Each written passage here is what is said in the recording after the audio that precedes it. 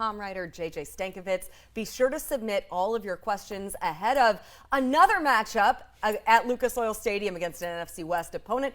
This week, the LA Rams coming into Indianapolis to match up with the Indianapolis Colts. Colts looking to rebound, of course, from that season-opening loss to the Seattle Seahawks. This is a monster matchup. A lot being made, of course, about the Battle of the Titans, as we're calling it, when you think of the trenches there, the fight between Aaron Donald and Quentin Nelson. So submit your questions below. But JJ, first off, I want to get your immediate reaction to what you heard, the response that you saw on social media with last night, halftime of Thursday Night Football. Breaking news, the Colts are now going to be featured on the first ever in-season edition of Hard Knocks. How cool is this, Larra? I mean, very cool. It's very, very cool to get Hard Knocks coming in here to Indianapolis onto 56th Street to get the behind-the-scenes look into this team that really we've never seen before with the in-season Hard Knocks. And the social media response I thought was really, really cool. You could just see how many players were excited for it. I was scrolling through Instagram last night during the Thursday night game and just seeing like all these players just reposting our Colts Instagram post about it. You can tell how much excitement there is. You know, guys know how big Hard Knocks is. And I believe this is the first time the Colts have been on Hard Knocks. Yes, it is. Absolutely. So unprecedented in a number of facets. It's the first time that the Indianapolis Colts will be featured. It's also the first time that HBO will feature a team amid the season. We've seen, over the past, 20 years or so, the number of times they've gone into different training camps and done that. But this time they're doing a little bit of a different take, taking a different spin, so to speak, in terms of featuring a team in season. That'll premiere in November. Let me ask you this, Larra. What player feature would you most like to see? Would you I don't want to say because I want to keep them all for ourselves. I want to do the features, I think that you'll have a lot of big personalities to be featured. One thing I really want to see is we have heard already Carson Wentz talk about bringing his nonprofit to Central Indiana, the Kingdom Crumb, where he does the food trucks and gives out food within communities of need. So I think that'll be something that'll be really cool to be featured. That's something, I'm looking forward to because I know that I heard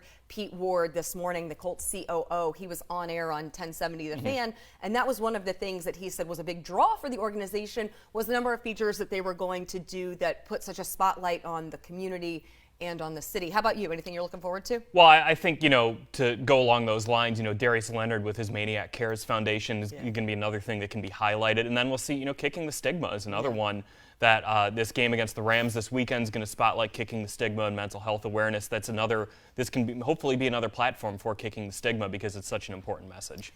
Outstanding stuff right there. So submit all of the questions that you have. We'll have the next 10 to 15 minutes to go through as many as we possibly can. So drop those questions into the comments. Glad that you mentioned Kicking the Stigma because Sunday afternoon will be the Kicking the Stigma game. You're going to see staff, you're going to see coaches, players all wearing Kicking the Stigma t-shirts that feature different phrases, different sayings that you have heard over the course of this campaign, raising awareness and creating conversations surrounding mental health. So I know that we're going to get some questions in terms of availability of a number of marquee guys ahead of this matchup. So I want to preface it by saying that the Colts have yet to practice. They're going to get onto the practice field around 12:30 today, and then Frank Reich will meet with the media around 1:45. So we'll get updates on guys like Eric Fisher, Quentin Nelson, Darius Leonard, Xavier Rhodes, a few of the guys who missed practice previously in the week. We will see what their availability is for this week moving forward. So, of course, this is a big one. This is a huge matchup. What are those key pieces that you've been writing about, that you've been discussing this week in terms of where the Indianapolis Colts really need to exploit the Rams? Because this is a team offensively and defensively that has a lot of strengths. Yeah, I mean, exploiting the Rams is easier said than done, certainly, because this is one of the most well-coached teams the Colts are going to see all year. And something I wrote about, I got a question about this in my Colts mailbag, which you can go read on Colts.com right now. Will the Colts take more shots downfield? Because Carson Wentz had that one to Paris Campbell against Seattle, and that was really about it for those downfield shots. The Colts did not have a play of 25 or more yards in Week 1. The Rams defense, Larra, they're so good at preventing those. Last year, from the start of last year through Week 1 of this season, the Rams have only allowed 39 plays of 25 or more yards. That is the lowest in the NFL by 10 plays.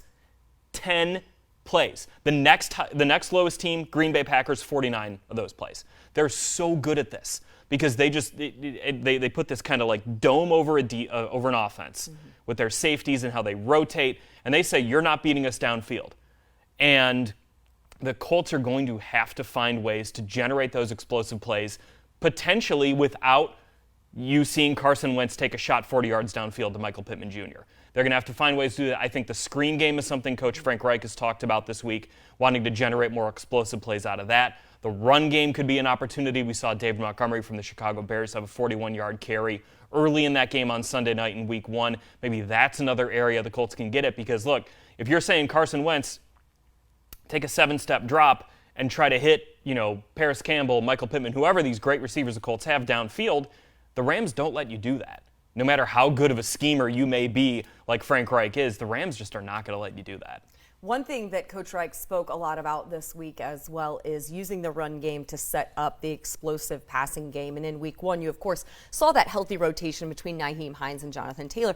We did not see Jordan Wilkins or Marlon Mack. What do you expect this week in terms of being able to utilize all of that rotation you have in your run game? How key that will be to establishing the run, in particular early on. So even in those limited opportunities that you might have, you're able to capitalize on some of those bigger chunk type of plays that Carson Wentz is capable of making, because he does have the great arm, and we saw a few flashes of it last week. Yeah, certainly. I think the way you can rotate those guys is just, Frank Reich always talks about riding the hot hand, right? So if it's Jonathan Taylor, you ride Jonathan Taylor like he's your bell cow running back. If it's Nyheim Hines, that first drive the Colts had against the Seahawks, he was the hot hand, and he looked really good. I think, Nyheim has put such an emphasis on, hey, don't call me a gadget guy. Don't call me a gadget guy. And boy, Nyheim Hines did not look like a gadget guy against the Seahawks. He looked like he was a tough physical runner. So because those guys played so well, there maybe weren't as many opportunities for Marlon Mack, for Jordan Wilkins. Marcus Brady said this week they wanted to get Marlon involved. There just wasn't an opportunity with the flow of the game. So that's going to be something to keep an eye on Sunday, if the flow of the game maybe does dictate, hey, let's get Marlon in here for a series, see what he can do, keep everyone fresh, because the run game will be key. If you look at what the Rams do, they play a lot of light boxes. So they'll drop 7 into coverage, they'll rush 4, and they're going to say, hey, if you want to run it on us, well, we got Aaron Donald, certainly, but we're going to say we're going to play more coverage than try to, go all out to stop the run. Jonathan Taylor against the Seahawks ran into 8+ man boxes, so stacked boxes, 35% of the time. It's like 1 in every 3 carries. He was running into a front that is not conducive to running the ball. The Rams, against David Montgomery in Week 1, no heavy boxes at all. No boxes of 8 or more players, so that could be something the Colts maybe look to exploit. How concerned are you the fact that Quentin Nelson has had limited opportunities in practice, and the fact that you're going to need him at least as close to full strength as possible to match up with a guy like Aaron Donald, especially when you do think that there is at least a possibility that you could have Eric Fisher back, and the limited opportunities that this entire starting offensive line has had, now with an injury to Braden Smith as well? Right. The offensive line being in flux this week, obviously I know fans are concerned because it's Aaron Donald. Quentin Nelson's going to be fine. If Quentin Nelson's out there, who are we to say that, I'm worried about Quentin? Quentin Nelson's one of the best players in the NFL. And so is Aaron Donald. So that is definitely a matchup we're going to look for here. The thing I'm looking for, Larra, is communication, because Quentin Nelson will not have had a lot of practice time with Eric Fisher if both of those guys do play. What the Rams do so well is they line Aaron Donald up everywhere from the 1 tech to the 9 tech on that line. So you might have a play where Donald's lined up as this wide 9 and he kind of angles his rush in along the line. That takes really good communication between a guard and a tackle to stop that. Quentin Nelson and Eric Fisher are both veterans, very good players at the top of their game. Can they find a way to play together and have the right communication, know when to pass guys off, know who to get on those plays, on those assignments? That's going to be something to look for. Pierre is asking, is Fisher starting on Sunday? We don't yet know exactly. We do know that Eric Fisher was limited in practice earlier in the week, so certainly trending in the right direction, where it certainly looks encouraging that he could start on Sunday. When I asked Frank Reich about this last week, he was very confident in terms of the health of Eric Fisher recovering from that Achilles injury. way ahead of the time frame in which they thought he would be ready. It was more so they needed to see that his conditioning was there to be able to handle the rigors of a game. So we will hear from Frank Reich around 1:45. Got a question from Barry. What can the Colts do to help out our safeties so we don't have the same thing happen that Seattle did? And I think one of those factors is going to be to get more help from your linebackers as well in terms of that is what you're going to need all around defensively. Yeah, getting a little more help from the front seven will be critical there. Getting more pressure on Matthew Stafford. And look, Russell Wilson's a guy who can test safeties because of his mobility, his ability to escape the pocket, and he's one of the best deep ball throwers the NFL's ever seen. So that play, I think that, is being referenced here, the touchdown to Tyler Lockett, certainly one the Colts defense would like to have back. But those are plays where, that play literally came right after Khari Willis sacked Russell Wilson. Right. And you're thinking, all right, you got something going here, getting a little pressure on him, but that's just how good Russell Wilson is. Matthew Stafford can hit those deep shots too. You're going to need to get after him, make him feel uncomfortable in the pocket, make him feel like he can't step up. Because one thing with Stafford, Larra, is he's got such a good feel in the pocket. He's not the mobile scrambler that Russell Wilson is.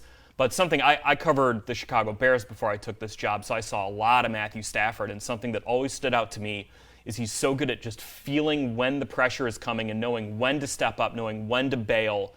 He's not going to take off for 10 yards a carry like Russell Wilson again, but he just has that feel in the pocket. So I think DeForest Buckner could be a big help to the safeties, because if you're saying to Stafford, hey, you can't step up because you're getting pressure behind you, because you also got DeForest Buckner in your face, so that could be a big key for the Colts on Sunday. And although Matthew Stafford is certainly in a new system, he is with the offensive guru in Sean McVay, you're very familiar with Matthew Stafford because the Colts beat Matthew Stafford when he was with Detroit just last season. So there is some familiarity that you can take just from his tendencies, the characteristics, the traits he has as a quarterback. You really know where his strengths are. Now he, of course, is working with some new weapons within the Rams offense. Zach is asking, sticking to kind of the defense, as you were mentioning, any word on Kwity Paye? So Kwity was out of yesterday's practice, yet to see, of course, what will be today, but practiced on Wednesday. Right. So it does not seem that that's anything too significant,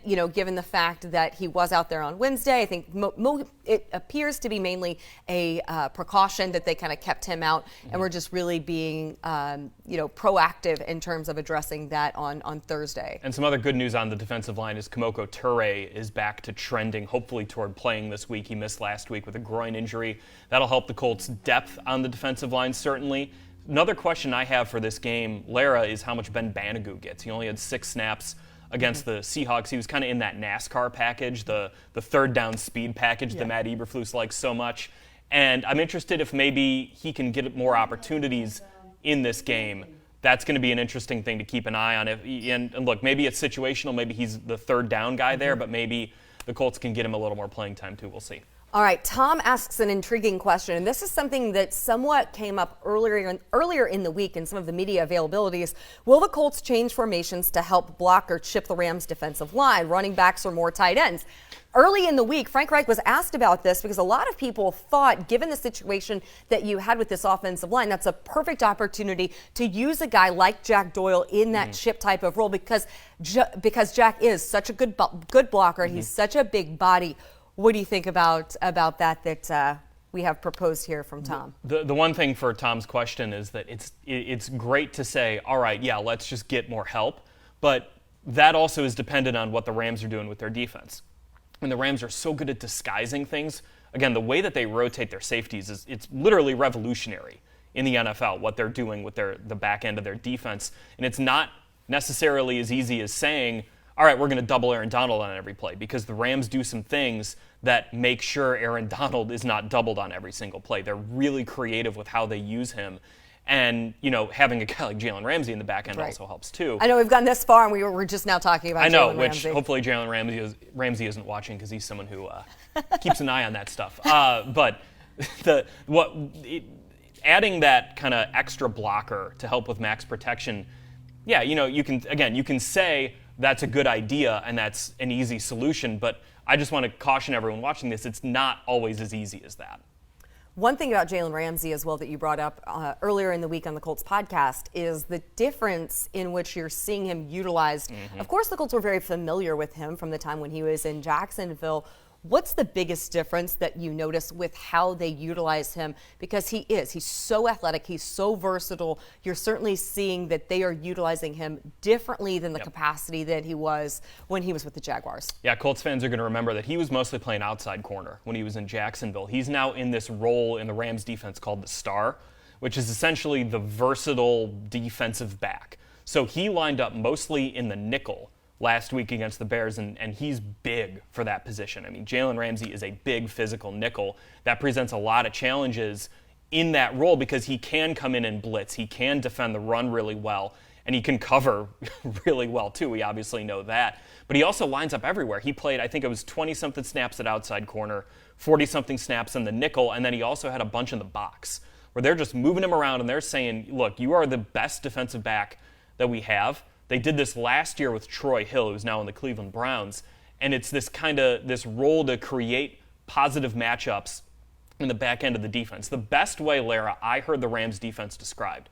This is from Jordan Rodriguez, who does a great job covering the Rams for The Athletic, and she was on a podcast with Robert Mays for The Athletic, and she said that think of the Rams defense like it's Aaron Donald and Jalen Ramsey are these two solar systems where you have players who kind of orbit them. And the areas where those players cross in their orbits, offenses need to avoid. But the areas where players don't cross in these kind of circles around those guys, that's where offenses need to try to attack. Couple of Colts offense-related questions that I want to get in here. Barry is asking, what do we need to do to get Michael Pittman more involved? It does seem like he is going to be one of the bigger pieces within this offense in terms of creating some mismatches, perhaps, with the secondary of the Rams. Yeah, it's just going to be making sure that you've got the right plays blocked up so you can get the ball to him. And, look, Frank Reich is a guy who's going to ride the hot hand. We talked about this a little bit beforehand, but with Pittman, he's a guy who can get hot. We know that. We've seen it, whether it's that Packers game, even in the Bills game where he had 5 catches in the playoffs. Pittman can get hot. You just have to find the ways to get him those opportunities. And last week, look, the opportunities were going to Jonathan Taylor and Nyheim Hines. Those guys had 13 targets. The Colts wide receivers as a whole only had 11 targets. So it was a game where the Colts are saying, look, we're going to have to get the ball to our running backs, see if they can make some plays. We'll see if this is a game where they say we can get the ball into Pittman's hands, into Paris Campbell's hands, into Zach Pascal's hands. Mike Strachan's hands. Hey, Mike Strachan, situational football. Talk about that. 2 third-down catches. Get him involved, too. But we'll see. We'll see what the Rams throw at them, what the flow of the game is. I think it's always funny, Larra, when we get questions about specific players, because half the time it's almost like the coaching staff draws things up, but then it's like, well, okay, Paris is having a good game. We got to get him the ball. Or Zach's having a good game like he did last week. We got to get him the ball. And it just depends a lot on the flow of the game. Oh, man. I mean, who's more reliable than Zach Pascal out there? That's one of the things that I noted earlier in the week when we were having a conversation is almost every quarterback he's worked with, he's been able to establish immediate rapport with, from Jacoby Brissett to Andrew Luck to Phillip Rivers, now to Carson Wentz. Luis wants to know about the Colts tight ends. He is asking, when can we see the tight ends get more involved in the offense? Last week, I didn't see that much. You did see Carson Wentz target Mo Alley Cox for one pass where it was just a little bit out of reach for Mo. Jack Doyle, though, had a very nice grab. Kylan Granson is a guy who had just a monster preseason. I think that people are very excited to watch what he brings. What do you think in terms of the matchup that this presents, given where you do have the strengths of this Rams defense, but you do have the opportunity with having this array of Colts tight ends that you can utilize, especially for a quarterback like Carson Wentz, who in the past has previously trended toward heavily targeting guys at that position. Yeah, on that thought, Larra, when we had a chance to talk with Kylan Granson after he got drafted, he was asked about his excitement of playing with Carson Wentz, and his response was great. He was like, well, he got Zach Ertz paid, so of course I want to go play with this guy. Granson was only on the field, I think it was 7 snaps in week 1 against the Seahawks. That might be a situational thing. We did see Cole Kmet, the Bears tight end, have a pretty decent game, where he was just kind of running a lot of just kind of quick outs against this Rams defense. Maybe that's an opportunity to get the ball in the hands of Kylan Granson. Jack Doyle had a good game, like you mentioned. There will be opportunities there, especially if the Colts want to go maybe with some more 12 personnel against the Rams to kind of counter their light boxes and see if they can run the ball that way. Maybe that's an opportunity to get the ball in the hands of these tight ends on some play action. Although we are wrapping up here on this Week 2 edition of Horseshoe FAQ, keep your questions coming. They can tweet you at JJ Stankevitz. Just type in JJSTA and hopefully my name shows up. Don't bother spelling the rest. You've got an easier to spell name, Larra. That's true. That's true. I'm at Larra Overton. We'll be sure we get to all of your questions. You can also just go to the Colts Twitter and they will have retweeted you enough that it's easy to find where you are. So, of course, you can follow us on game day. Be sure you're joining us for our radio coverage on game day as well. I'll be down on the sidelines. Matt Taylor and Rick Venturi up in the booth. We will, of course, have that Kicking the Stigma game. Touchdown Town is back open. We are expecting a Lucas Oil Stadium full of juice yet again. It is another big game because after this, the Colts go on the road for 3 straight. So this is a big opportunity here for the Colts to capitalize on having that home field advantage. Thanks for hanging out, spending part of your Friday with us. Have a great weekend. We'll see y'all on Sunday.